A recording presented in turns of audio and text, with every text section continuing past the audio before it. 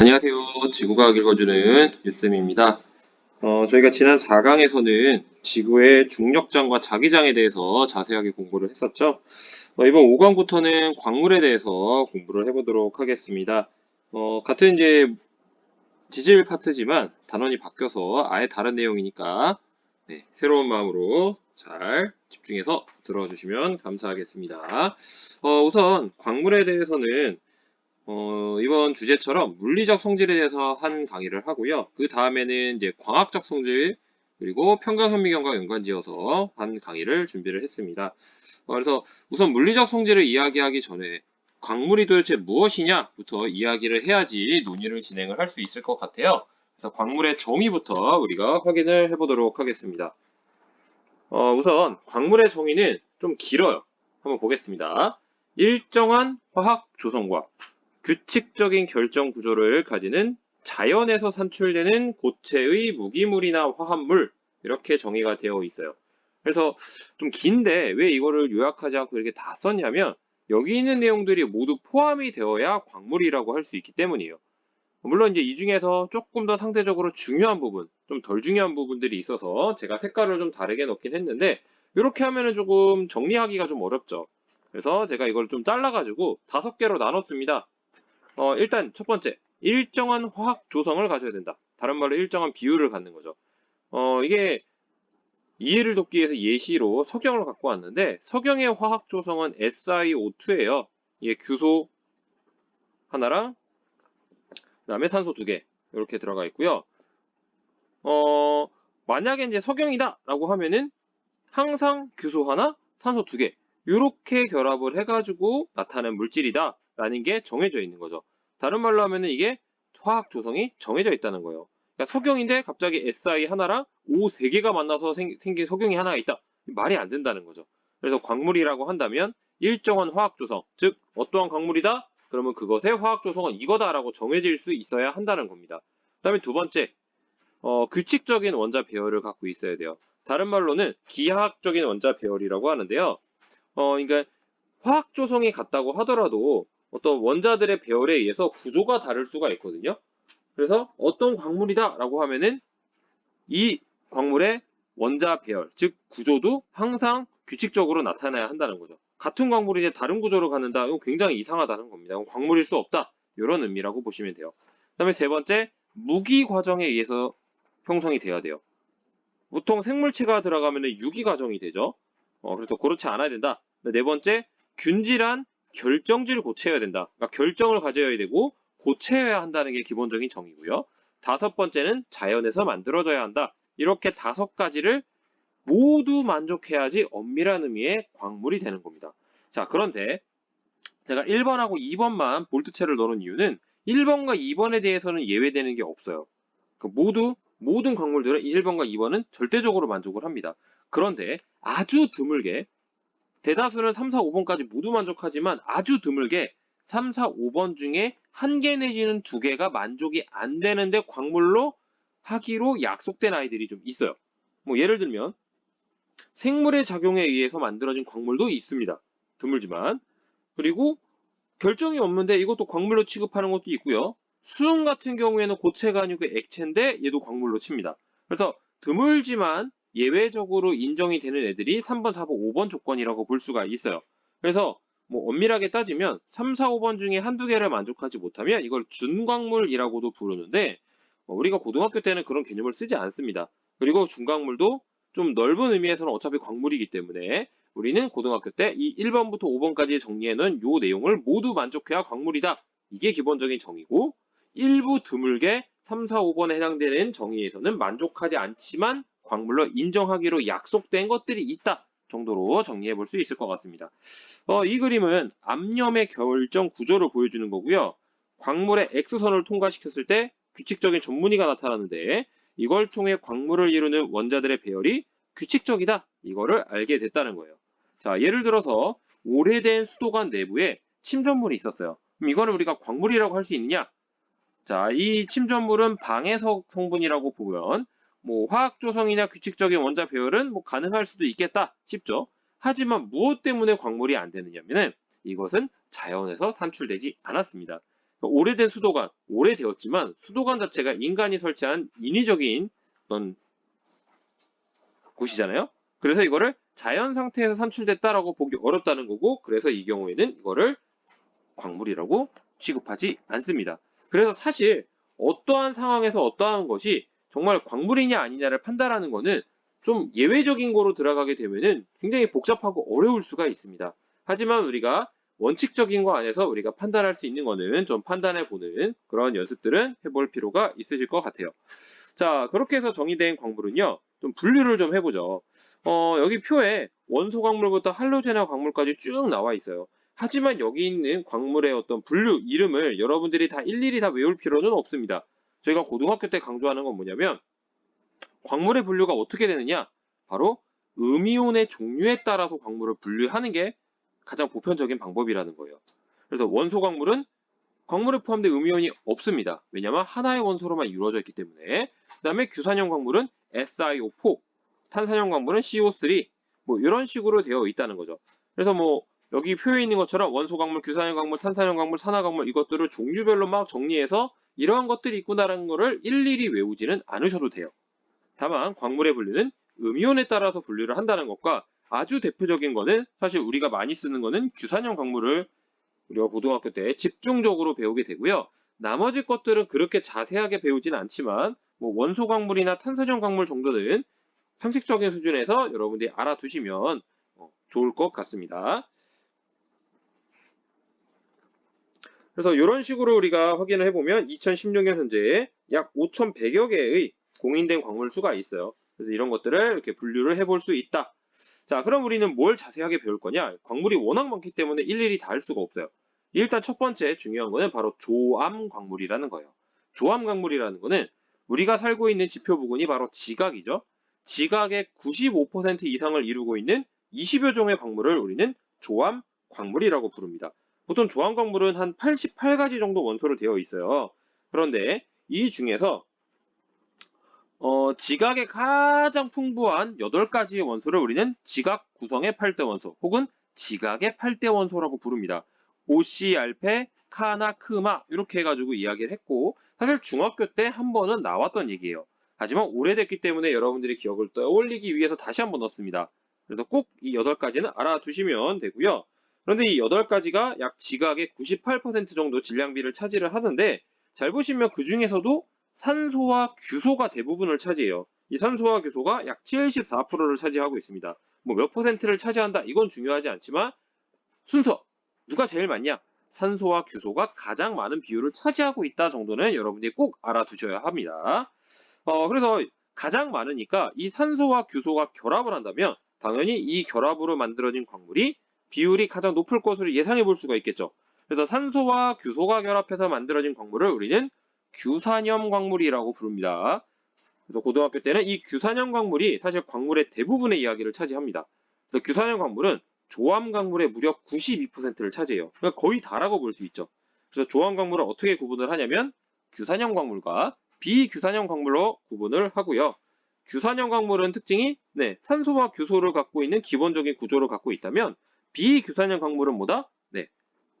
규산염 광물 외의 나머지 광물을 모두 모아서 비규산염 광물이라고 이야기하는 겁니다. 그래서 앞에서 제가 여기 표에서 규산염 광물만 동그라미 친 이유는 사실은 우리가 규산염 광물은 자세하게 하지만 나머지는 그냥 비규산염 광물로만 취급하고 이야기할 거기 때문에 그렇습니다. 자, 그리고 아래쪽 오른쪽 아래에 있는 그림을 좀 보시면 비규산염 광물이 8%인데 92% 규산염 광물 중에서 뭐 사장석, 석영, 정장석, 수의석 이런 비율들이 나와 있죠. 이 비율들은 뭐 그렇게 중요하진 않아요. 다만 우리가 곧 배우겠지만 규산염 광물의 종류가 무엇이 있느냐 대표적인 것들은 여러분들이 특징과 함께 잘 공부를 해 주셔야 합니다. 자, 그럼 우선 규산염 광물부터 자세하게 이야기를 해보죠. 자, 규산염 광물은 규소 하나랑 산소 4개가 결합된 규산염 삼연체가 가장 기본 구조입니다. 자, 구조를 보면은 이렇게 생겼어요. 왼쪽에 있는 게 결합의 형태를 보여주는 거고요. 삼연체 구조의 중심부 부분, 뭐 무게 중심이라고 보셔도 되겠죠? 거기에 규소 양이온 하나가 들어가 있고요. 그 다음에 이 삼연체의 꼭지점 부분에 산소 원자 4개가 들어가 있습니다. 그래서 규소 하나랑 산소 4개 이렇게 해서 갖고 있는 게 규산염 사면체로 규산염 광물의 기본적인 구조가 되겠고요. 하지만 오른쪽 그림처럼 실제로 그림을 보게 되면요. 규소 양이온보다 산소 음이온으로 되어 있는 게 반지름의 비가 훨씬 더 큽니다. 그 이유는 조금 후에 확인을 하겠지만 사실은 광물을 이루고 있는 양이온과 음이온이 있을 때 실제로 원자 번호가 엄청나게 큰 중원소가 있다면 그렇지 않을 수 있지만 실질적으로 그런 경우가 거의 없어요. 보편적으로 나와 있는 애들은 그렇게 원자 번호가 무겁지 않은 애들 위주로 되어 있다 보니까 양이온보다는 음이온이 당연히 전자 수가 많다 보니까 또 껍질에 개수가 더 많다든지 어쨌든 전반적으로 이온의 크기가 더 큰 경우가 많습니다. 그래서 실제로 규산염 광물의 크기를 보면은 규소보다는 산소 경우가 훨씬 더 반지름이 크다. 요거를 볼 수가 있고요. 자, 그 다음에 이제 여기 4-가 왜 들어가냐면 규소는 플러스 4가예요.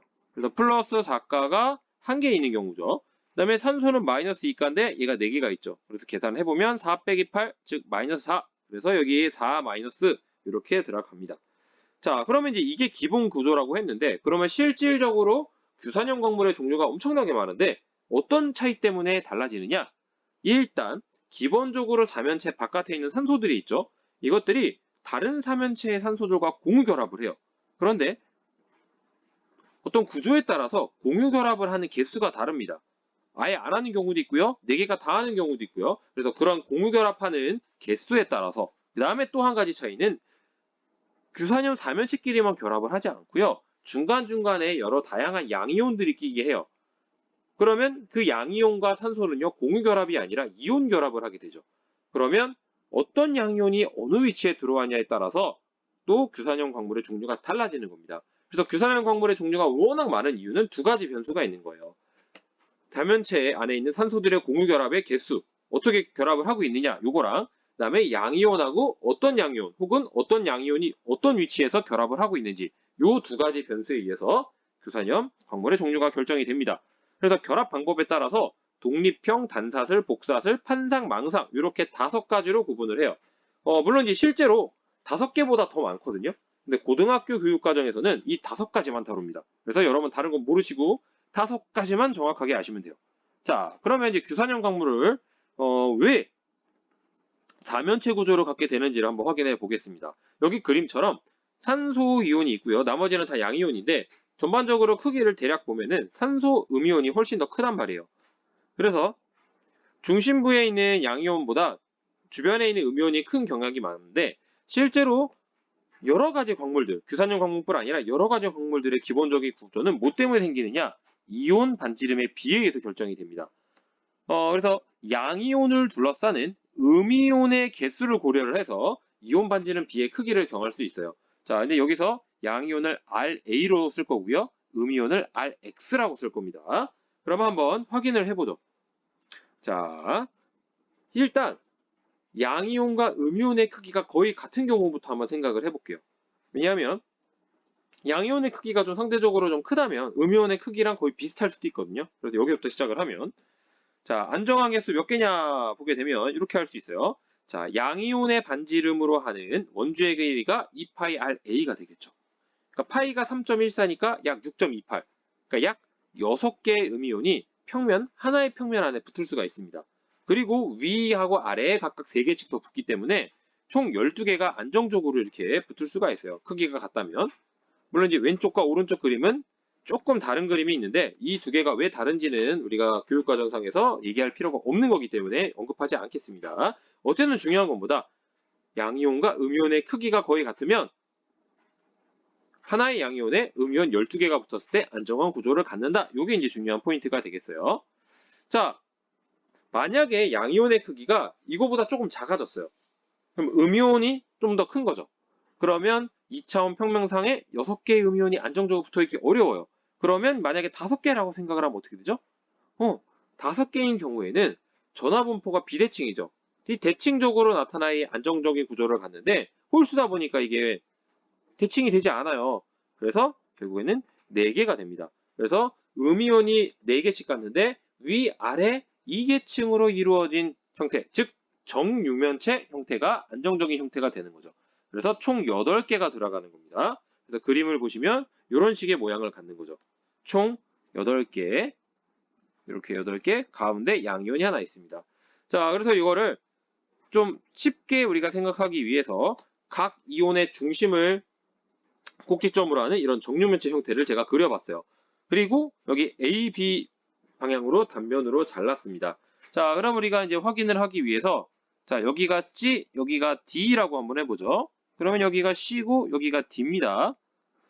자, 그리고 여기 있는 길이를 보면은 양이온과 음이온의 이제 크기를 이제 보셔야 되는데 음이온의 크기는 고정이에요. 왜냐하면 우리가 음이온의 크기, 양이온의 크기를 같다고 시작을 해서 둘 다 기본적으로 1이라고 생각하면 편하죠. 근데 거기에서 양이온의 크기만 줄었으니까 양이온의 크기만 모르는 거예요. 그래서 x라고 뒀어요. 음이온의 크기는 1입니다. 자, 그러면 여기 길이 모두 1이잖아요. 1. 그러니까 C하고 D까지의 거리는 뭐죠? 이렇게 평면으로 잘랐을 때 한 변의 길이가 1인 정사각형의 대각선의 길이니까 루트 2가 됩니다. 그래서 C하고 D까지의 거리는 루트 2가 되는 거예요. 그러면 여기에서 여기까지 1이고요. C에서 D까지는 루트 2입니다. 그러면 여기 C에서 여기 하나를 더 해야겠네요. 여기다 뭐 여기가 2다 라고 해보죠. 여기가 2다. 그러면 C에서 E까지의 길이를 보면 자, 제가 진하게 한번 해볼게요. 여기 진하게 한 데랑 여기 진하게 한 데. 요 길이는 뭐죠? 음이온의 반지름입니다. 그 반지름 두 개가 합치면 음이온의 지름이 되는 거죠. 자, 그러면 원래 여기 대각선의 길이는 한 변이 루트 2, 한 변이 1이니까 피타고라스에 의해서 루트 3이 되겠죠. 자, 루트 3인데 여기가 음이온의 지름이잖아요. 그럼 플러스 1이죠. 그리고 양이온의 지름 몰라요. 그러므로 x는 루트 3 빼기 1이 되겠죠. 루트 3이 1.732. 그러니까 여기 값은 약 0.732가 되는 겁니다. 자, 그래서 우리가 생각을 해보면 결국 이온의 B가 반지름의 B가 0.732가 되는 거죠. 그래서 0.732에서 1의 이온 반경비를 가지는 경우에는 양이온 1개에 음이온 8개가 붙어있는 정면체 구조가 가장 안정적인 구조가 되는 거예요. 자, 그러면 이제 크기가 더 줄었어요. 양이온의 크기가 더 줄면은 정육면체 구조가 갖기 힘든데 그럼 어떻게 되느냐? 정팔면체 구조가 가장 안정적입니다. 그러면 총 6개의 음이온이 들어가는 거예요. 자, 이 경우에도 지금 CD로 해가지고 제가 표시해서 잘랐어요. 자, 잘랐더니 자, 요 모양이 되는 거죠. 지금 얘 같은 경우에는 여기를 제가 똑같이 여기 A, 뭐 여기가 B라고 해보죠. 그럼 여기가 A, 여기가 B라고 한다면 여기 길이는 1이죠. 아까는 다르죠. 그러므로 여기 전체의 대각선의 길이는 루트 2가 됩니다. 그러므로 제가 또 진하게 하는 이게 음이온의 지름이니까 루트 2는 1 플러스 x가 되죠. 그러니까 x는요. 루트 2 빼기 1이에요. 그러니까 루트 2가 1.414니까 0.414 정도가 되는 거죠. 그래서 여기 나온 것처럼 이온 반경비가 0.414, 즉 0.414에서 0.732의 반경비를 가지면 이런 정팔면체 구조를 갖게 되는 겁니다. 자, 그 다음에 양이온의 크기가 더 줄어들어요. 그러므로 이런 구조를 갖는데 바로 정사면체 구조를 가져야 합니다. 그래서 총 4가지가 들어가는 거죠. 그래서 지금 요게 양이온을 중심으로 하는 4개의 음이온이 정사면체를 이루고 있는 그림을 보여드린 거고요. 자, 그림을 모두 소개를 드리면 이 두 번째 그림은 이온 그림, 첫 번째 그림에서 이온 그림을 삭제했어요. 그리고 각 이온의 중심을 A, B, C, D로 표현을 했고요. 그 다음에 정사면체에 내접하는 구의 중심이 G, 양이온의 중심 위치입니다. 이렇게 표현을 하고 그 다음에 꼭지점 C에서 삼각형 ABD에 내린 수선의 발이 만나는 위치를 F로 표현한 그림입니다. 자, 그 다음에 세 번째 그림은 뭐냐? 이 두 번째 그림에서요. 밑면에 해당되는 거를 나타낸 거예요. 밑면에 해당되는 삼각형 ADB에 해당되는 부분을 나타냈고요. 거기에 ADB를 중심으로 하는 음이온을 그려놓은 겁니다. 그 다음에 네 번째 그림은 이 두 번째 그림에서 삼각형 AFC만 나타난 거예요. 그리고 A와 C를 중심으로 하는 음이온 두 개의 원을 그린 겁니다. 자, 그러면 이제 이 그림을 통해서 우리가 한번 이온 반경비를 찾아보죠. 자, 우선 AF의 길이부터 확인을 해볼게요. 이 AF의 길이, 이 길이는요. 여기 AE하고 요 사이의 각을 알면 되는데 이게 지금 정사면체니까 하나가 정삼각형입니다. 그래서 정삼각형의 절반이니까 30도예요. 그러니까 코사인 30도가 AF분의 A죠. 그래서 이 양을 시키면 이렇게 계산이 나올 수가 있고요. 자, 그 다음에 이제 CF의 길이를 우리가 알아야 돼요. CF의 길이. 자, 근데 이제 CF의 길이는 어떻게 알아요? 네, 여기 CF가 여기 있죠? 자, 우리가 피타고라스를 또 이용을 하면 되겠죠. 그래서 피타고라스 정리를 이용을 합니다. 왜냐하면 A하고 C에 해당하는 AC 길이는 뭐예요? 두 이온, 중심과 중심이기 때문에 결국에는 음이온의 지름 길이란 말이에요. 그러니까 1이죠. 그래서 1이니까 이런 피타고라스를 이용해서 식을 전개하면 이 값이 나오고요. 자, 그 다음에 이제 지금 띄운 CG의 길이는 어떻게 구했냐면 정사면체에 내접하는 구의 중심, 즉 점 G죠. 이게 높이의 4분의 1이 위치한다. 이런 수학적 성질을 그대로 이용을 했습니다. 그래서 그거를 이용하면 이런 관계식이 만들어지게 되겠죠. 그러면 이제 X를 구할 수 있어요. 그래서 계산을 해보면 0.225가 나옵니다. 그래서 0.225에서 0.4141 때 정사면체 구조가 안정적인 구조를 갖게 되는 거예요. 자, 근데 이제 규산형 광물을 보죠. 규산형 광물이 왜 정사면체냐? 자, Si 양이온의 크기가 약 0.39 옹스트롬 정도 됩니다. 그 다음에 산소 음이온의 크기는 1.36 옹스트롬이에요. 그래서 그 비율을 계산하면 약 0.287입니다. 그러면 아까 본 것처럼 0.225에서 414 사이의 값을 갖게 되죠. 그래서 규산형 광물은 정사면체 구조를 가장 안정적으로 가집니다. 그래서 이거보다 더 작아지면 삼각형이기도 하고요. 자, 참고로 이렇게 보시고 0.15 이거보다 더 작으면요 직선의 형태로 나타납니다. 자, 그래서 지금까지 왜 규산형 광물이 사면체 구조를 갖느냐는 걸 봤어요. 하지만 이렇게 계산해서 나가는 거는 저희 고등학교 교육과정에서 의무적으로 우리가 공부해야 되는 내용은 아닙니다. 하지만 왜 하필 4개예요? 라고 묻는 친구들이 있기 때문에 제가 덧붙여서 한번 소개를 드렸습니다. 그래서 여러분들이 공부하실 때 이 부분은 조금은 참고로 봐주시면 될 것 같아요. 자, 그래서 중요한 건 뭐다? 이 규산형 광물은 이런 식으로 우리가 구분을 해볼 수가 있는데 핵심적인 건 음이온에 대한 양이온의 크기가 줄어들면 줄어들수록 즉 이렇게 위에서부터 아래로 내려가면 내려갈수록 한 개의 양이온에 대해 안정적으로 결합하는 음이온의 개수가 줄어든다. 자, 이것만 확실히 알면 되는 거예요. 되시겠죠? 자, 그러면 이제 규산형 광물에 대한 얘기를 다 했고요. 자, 비규산형 광물에 대해서 한번 보죠. 자, 규산형 광물을 제외한 모든 광물을 뜻합니다. 그래서 종류가 엄청 많아요. 하지만 실제 존재 비율은 8%밖에 안 되죠. 그래서 뭐 이런 것들이 있다. 이게 다예요. 저희가 더 이상 얘기하지 않습니다. 자, 그러면 이제 규산형 광물에 대해서 더 깊이 한번 들어가 보겠습니다.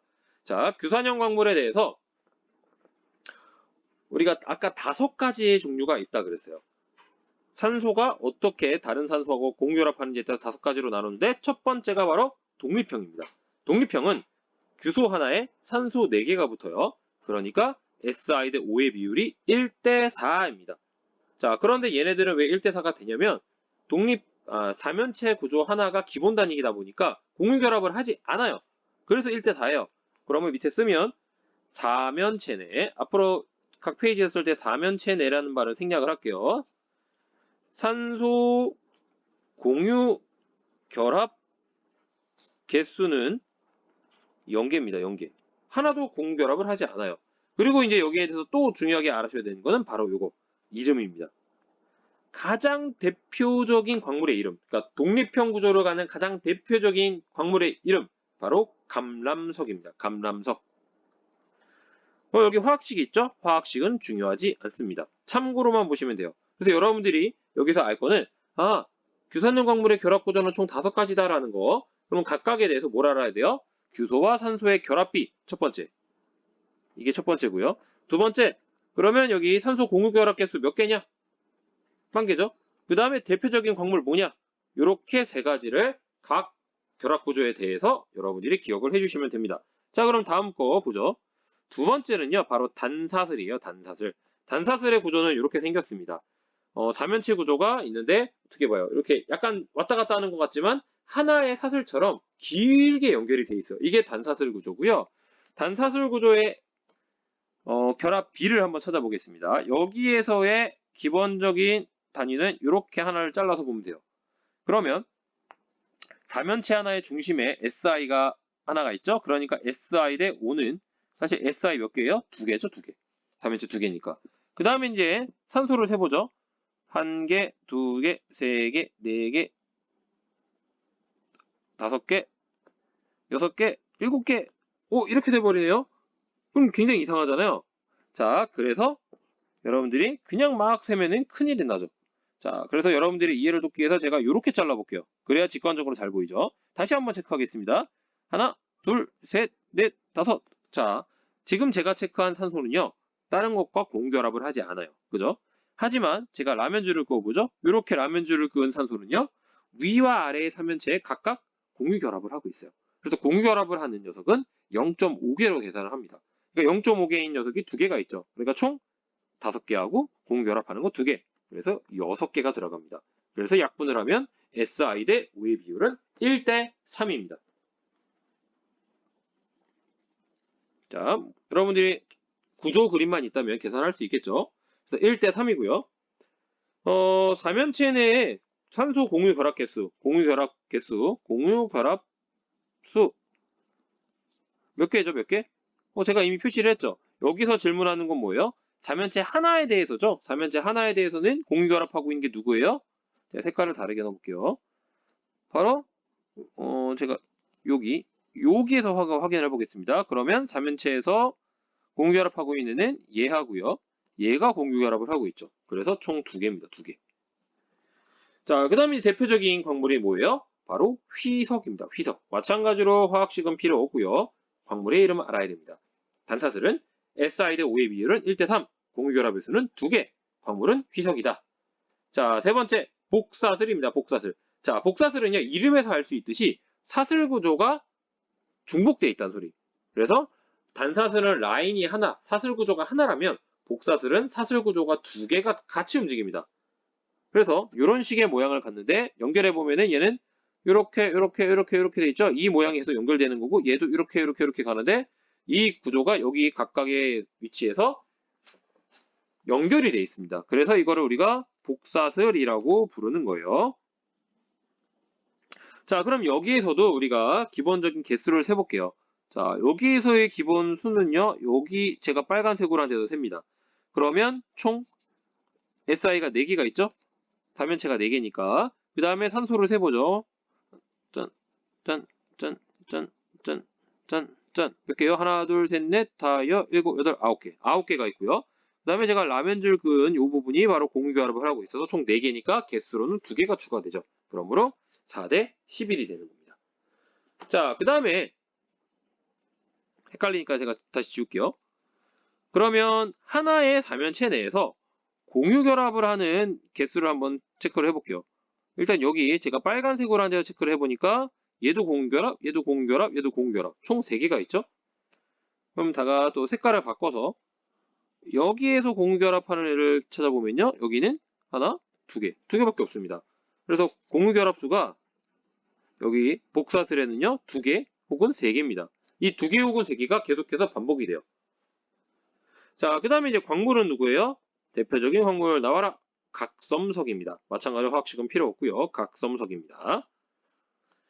자, 그 다음에 이제 네 번째로 넘어갑니다. 네 번째는요. 바로 판상입니다. 판상. 자, 판상 구조는요. 이렇게 돼 있어요. 근데 얼핏 보면 복사슬과 유사해 보이지만 제가 이제 공간의 한계 때문에 이렇게만 그림이 나왔지 사실은 이 옆에도 이런 식으로 다 연결이 되어 있는 형태예요. 이쪽으로 다 연결이 되어 있고요. 복사슬은 딱 라인 2개만 되어 있지만 그래서 구조가 다릅니다. 사실. 자, 그러므로 여기서도 똑같이 한번 세보죠. 여기에서의 기본 구조는 기본 단위를 어디로 잡느냐 잡기 나름이긴 한데 이렇게 한번 잡아보겠습니다. 자, 이렇게 잡았어요. 그러면 체크를 한번 해보겠습니다. 자, 하나, 둘, 셋, 넷, 다섯, 여섯, 7개.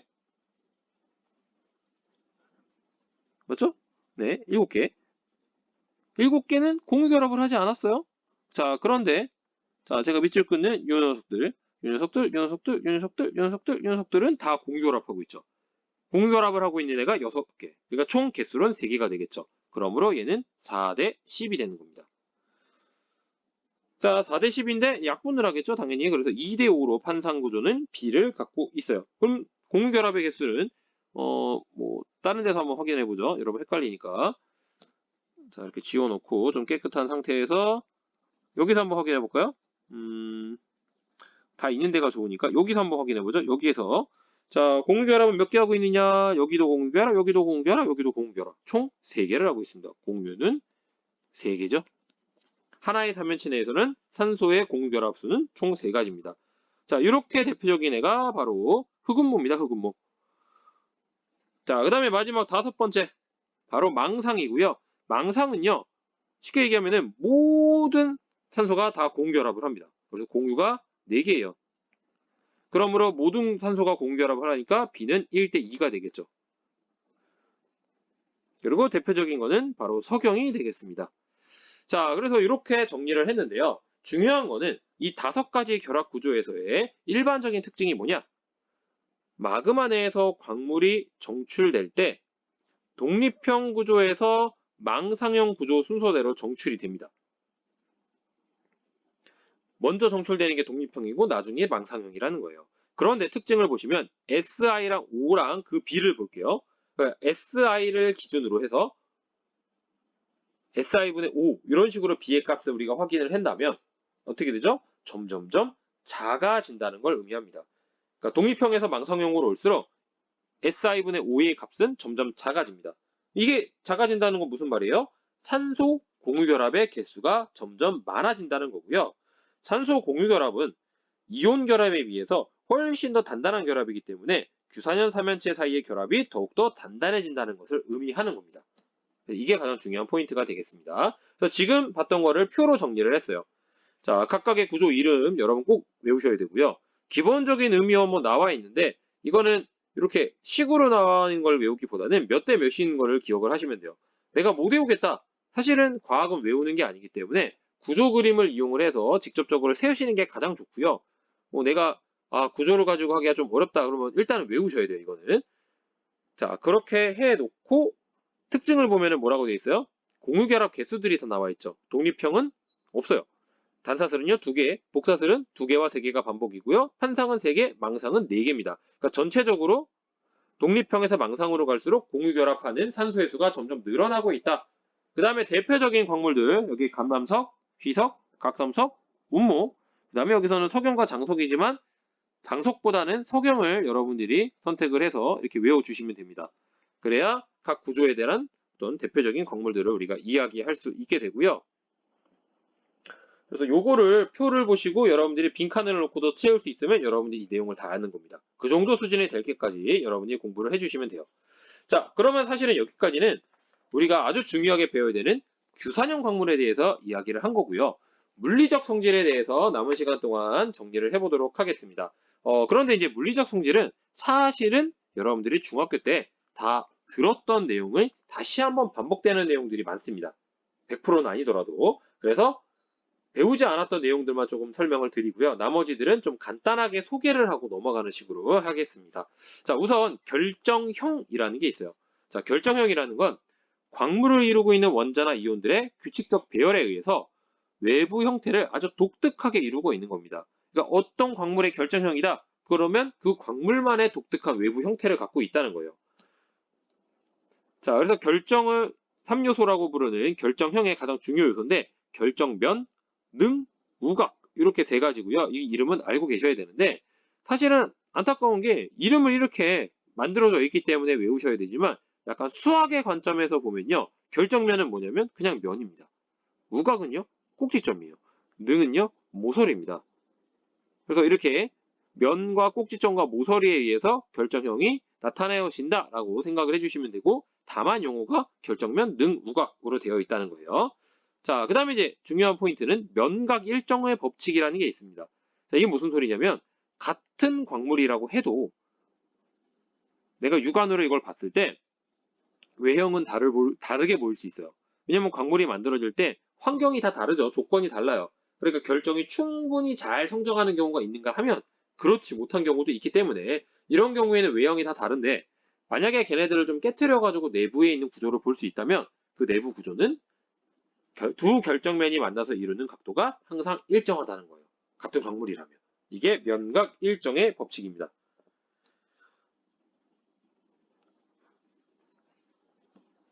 그리고 이제 결정형에 의해서 결정면의 발달 정도에 따라서 자형, 반자형, 타형 뭐 이렇게 구분이 되는데요. 이거에 대한 자세한 내용은 이제 뒤에서 직접 광물을 보면서 이야기하도록 하겠습니다. 자, 그 다음에 색깔은요.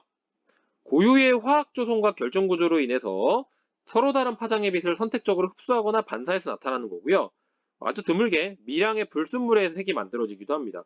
보통 이렇게 미량의 불순물에 의해서 특이한 색깔이 나타나는 경우는 아주 드문 경우다 보니까 근데 그 색깔이 너무 이뻐요. 그래서 우리가 알고 있는 상당수 많은 수의 보석들이 이런 불순물에 의해서 만들어진 색깔로 만들어집니다. 하지만 이제 기본적인 색깔은요. 보통 이렇게 이야기할 수 있어요. 규산형과 결합하는 양이온의 종류에 따라 무색 광물과 유색 광물로 구분을 합니다. 무색 광물은요, 보통 양이온이 나트륨이나 칼륨이고요. 유색 광물은 철이나 마그네슘으로 되어 있어요. 그래서 뭐 어떤 양이온이 결합했느냐에 따라서 사실 광물의 종류 다르고 그거에 따라서 나중에 뭐 화성황 같은 경우에는 광물의 종류를 분류할 때, 암석의 종류를 분류할 때 이런 것들도 영향을 미치고 있죠. 거기에 대한 자세한 얘기 마찬가지로 뒤에 강의에서 덧붙이도록 하겠습니다. 자, 그 다음에 이제 좋은 색은요, 광물 가루의 색이요. 그래서 광물의 색과 같은 경우도 있지만 다른 경우도 많습니다. 이 좋은 색은 보통 초벌구이 도자기판이 좋은 판에 긁었을 때 묻어나오는 광물 가루의 색깔을 보통 이야기하는 경우가 많습니다. 그래서 뭐 예를 들어 이런 게 있다. 그 다음에 이제 굵기, 이것도 중학교 때 나왔기 때문에 간략하게 소개를 드리면 광물의 단단한 정도를 나타내는 척도예요. 대표적인 게 모스 굵기계죠. 그래서 모스가 정한 건데 총 10가지가 있고요. 이거는 꼭 알고 계셔야 됩니다. 중학교 때 나왔지만 고등학교 때 책에는 아예 없을 수도 있으나 그래도 이게 시험에 활용이 될 수가 있어요. 특히 수능이나 이런 데서 당연히 안다고 보기 때문에 활석, 방형, 인정석, 황강금 이렇게 해서 여러분들이 꼭 외워주셔야 됩니다. 그래서 이렇게 표준 광물 10가지가 있고요. 다만 이제 조합 광물을 우리가 배웠잖아요. 조합 광물이 뭐다? 그래서 뭐 규산형 광물 얘기했고 우리가 결정 구조 얘기할 때 대표적인 광물들을 얘기했었어요. 그래서 나왔던 게 감라석, 휘석, 각섬석, 운모, 석영 이렇게 얘기했잖아요. 여기 표를 보시면 조합 광물의 굵기도 나와 있죠. 하지만 이 조합 광물의 굵기는 반드시 외워야 하는 것은 아닙니다. 보통 이거를 판단하기 위해서 어떤 데이터가 주어질 거예요. 그래서 이거는 외우지 않으셔도 돼요. 하지만 그렇게 하기 위해서는 표준 광물의 굵기는 당연히 알아야 된다는 걸 다시 한번 강조해 드립니다. 자, 그 다음에 이제 잘 봐야 되는 게 바로 쪼개짐하고 깨짐입니다. 쪼개짐과 깨짐은요,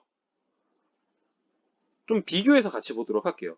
자, 결합력이 약한 면을 따라서 특정한 방향으로 광물이 갈라지면 이걸 쪼개짐이라 불러요. 근데 방향성이 없다. 그러니까 깨지는데 어떤 힘이 작용해가지고 뭔가 광물이 깨지는 데 있어서 방향성 없이 불규칙하다. 이러면 이거를 우리는 깨짐이라고 이야기합니다. 자, 그러면 우리가 배웠던 것들 중에 쪼개짐을 나타내는 광물은 뭐냐면 운모 한 방향이고요. 휘석과 각섬석 두 방향입니다. 그 다음에 우리가 자세하게 이야기하진 않았지만 왜냐면 규산형 광물이 아니기 때문에 규산형 광물이 아님에도 불구하고 많이 나오는 것 중에 대표적인 거 하나가 방해석인데 얘는 세 방향의 쪼개짐을 가져요. 그 다음에 깨지는 광물 석영이 있습니다. 이 광물들이 쪼개지거나 깨지는 거는 결국에는 무엇에 의해서 결정이 되냐면 바로 이것 때문이에요. 쪼개지는 경우는요. 원자들이나 이온들의 결합 구조에 따라 결합력의 차이가 분명한 경우에 쪼개짐이 나타납니다. 자, 규산형 광물 같은 경우에는 산소끼리는 사면체 산소끼리는 공유 결합한다 그랬죠? 중간에 양이온이 끼면 이온 결합을 해요. 근데 공유 결합이 이온 결합보다 훨씬 더 결합력이 강합니다. 그러니까 이런 경우에 두 가지 결합이 같이 있는 규산형 광물의 경우에는 어디에서 갈라지겠어요? 힘이 작용하면 바로 이온 결합이 더 쉽게 결합이 깨질 수가 있어요. 그러면 산소와 양이온이 결합되어 있는 그 위치를 따라서 쫙쫙쫙 갈라지면서 깨집니다. 이거를 우리가 쪼개짐이라고 부르는 거고 쪼개짐이 잘 나타나는 경우는 결합력의 차이가 분명히 있는 경우입니다. 반대로 깨지는 경우 뭐예요? 모든 방향으로 결합 강도가 비슷한 경우 바로 깨짐입니다. 자, 그럼 대표적인 거 아까 말한 대로 그림을 한번 보면요. 깨지는 광물 누구예요? 석영. 자, 아까 우리 앞에서 석영 뭐라고 했죠? 석영은 망상이라고 그랬죠. 망상은요. 사면체 구조에서 모든 산소가 다 공유결합을 하고 있는 거예요. 심지어 화학식 우리가 화학식 몰라도 된다고 하지만 석영만큼은 모르더라도 금방 눈으로 외울 수 있는 정도죠. 규소하고 산소밖에 없어요. 그러니까 얘는 어떤 방향으로 가더라도 결합력이 다 비슷합니다. 다 공유결합이기 때문에. 이런 경우는 힘이 가해졌을 때 그때그때마다 다르게 깨지는 거죠. 방향성이 없어요. 그래서 얘는 깨짐이에요. 자, 그 다음에 뭐 쪼개짐 같은 경우에 그냥 예를 들어볼게요. 자, 흑음모, 운모 같은 경우 한 방향이니까 쉽게 우리가 얘기할 수 있으니까 제가 한번 해보겠습니다. 자, 얘가 산소예요. 그러면 산소끼리 이렇게 공유결합을 하고 있는 거죠. 근데 얘가 단면을 그리면요. 이렇게 한쪽 평면에 대해서 결합이 이렇게 돼 있고요. 자, 제가 점을 찍으면 얘네들이 양이온이에요. 물론 양이온의 위치나 종류는 그때그때 다릅니다. 그 다음에 위에 또 이렇게 산소 공유결합을 하는 거죠. 그 다음에 또 양이온이 이렇게 들어가 있어요. 기본적으로 운모들은요, 이런 기본적인 구조를 갖습니다. 물론 양이온의 위치나 종류, 위치 다 다르지만 기본적인 대략적인 구조가 이렇습니다. 그러면 산소끼리는 결합이 강하잖아요. 그런데 양이온하고는 약하죠. 그럼 어떻게 깨져요? 이렇게 깨지겠죠. 늘 이 방향으로 깨지게 돼 있어요. 한 방향이죠. 그래서 운모는 한 방향의 쪼개짐을 갖는 겁니다. 자, 그 다음에 이제 광택. 광물 표면에서 반사되는 빛이 우리 눈에 주는 느낌이라고 정해지고요. 금속 광택과 뭐 비금속 광택이 있습니다. 뭐 요거는 이 정도로 보고 그냥 넘어가도 될 것 같습니다. 자, 그래서 이제 이거를 물리적 성질을 정리를 해보면 일단 여러분들이 기억해야 될 거는 요 이름들, 결정에 따른 구조의 이름들을 아셔야 돼요. 독립형, 단사슬, 복사슬, 판상, 망상. 이게 첫 번째죠. 이게 중요합니다. 다 알아야 되고요. 그 다음에 두 번째, 결합 구조는요. 사실은 꼭 알아야 되는 건 아니에요. 대략적으로만 알아두시면 되죠. 그러니까 1번과 2번은 사실은 한 묶음이라고 보실 수 있습니다. 독립형은 대략 어떻게 생겼고, 단사슬은 대략 어떻게 생겼고, 복사슬은 대략 어떻게 생겼고, 뭐 판상은 어떻게 생겼고, 망상은 어떻게 생겼고, 이런 것들을 여러분이 이미지적으로 그려서 머릿속에 넣어주시면 앞으로 공부하는 데 좀 편리합니다. 그래서 1번과 2번. 1번은 꼭 알아야 되고요. 제가 2번으로 해놓은 결합 구조는 그림이지만 알아주시기를 추천한다 정도로 봐주시면 되겠고요. 세 번째, 대표적인 광물이라고 되어 있는 요거 너무 중요합니다. 제가 별표 쳤어요. 독립형 구조는 감람석, 단사슬은 휘석, 복사슬은 각섬석, 판상은 운모, 망상은 석영. 이렇게 해서 꼭 세트로 같이 외워야 된다는 거죠. 자, 그 다음에 이제 여기 네 번째, 결정형이라고 있죠? 자, 이거 불필요합니다. 외우지 않으셔도 돼요. 이거는 사실은 좀 더 어려운 대학 정도 수준에서 왜 이런 모양을 갖는지를 설명하기 때문에 여러분들이 전혀 알 필요가 없습니다. 자, 그 다음에 다섯 번째, 쪼개짐과 깨짐을 얘기했잖아요. 사실 이거 되게 많이 중요합니다. 깨지는 광물은 누가 있어요?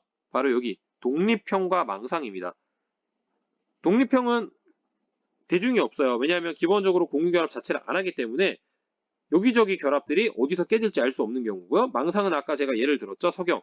모두 공유결합하기 때문에 어디서 깨질지 몰라요. 그래서 깨짐이고요. 그 다음에 단사슬과 복사슬은요. 그러니까 사슬이 들어간 거는 다 두 방향이에요. 그 다음에 판상은 한 방향입니다. 이런 것들을 다 외워주시는 거. 요거 쪼개짐 깨짐 중요합니다. 잘 활용되는 질문이기 때문에. 그 다음에 여섯 번째 요거는 참고예요. 참고. 그래서 일일이 어떤 양이온들이 들어가는지까지는 모르셔도 됩니다. 그 다음에 일곱 번째 공유하는 산소의 수. 이거는 뭐 별표까지는 아닌데 알아두셔야 여러분들이 보기를 해결할 때 좀 유리합니다. 독립형은 0개, 단사슬 2개, 복사슬 2~3개, 판상 3개, 망상 4개.